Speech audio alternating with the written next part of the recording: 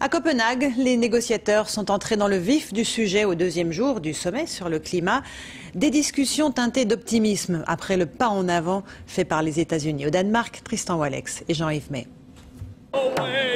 En guise de comité d'accueil des 15 000 délégués aujourd'hui, une vingtaine d'Indiens du continent américain.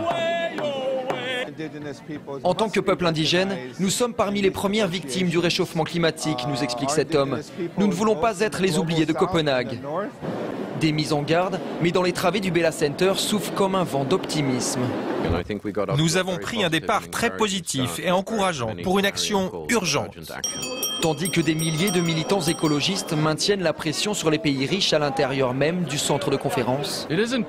En tant qu'arbre, je me dois de convaincre les délégués de nous sauver d'une catastrophe climatique.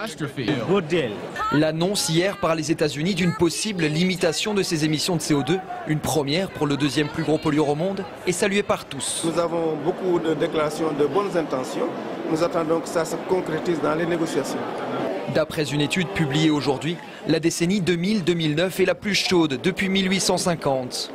C'est une information importante parce qu'on a entendu beaucoup de choses ces temps-ci. Or là, le climat continue à se réchauffer.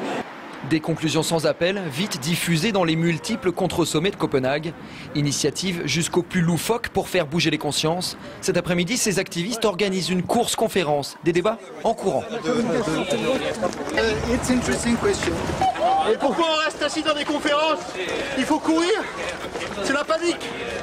Entre les conférences officielles, officieuses, voire carrément tournées en dérision, on estime à 50 000 le nombre de personnes venues débattre du climat à Copenhague.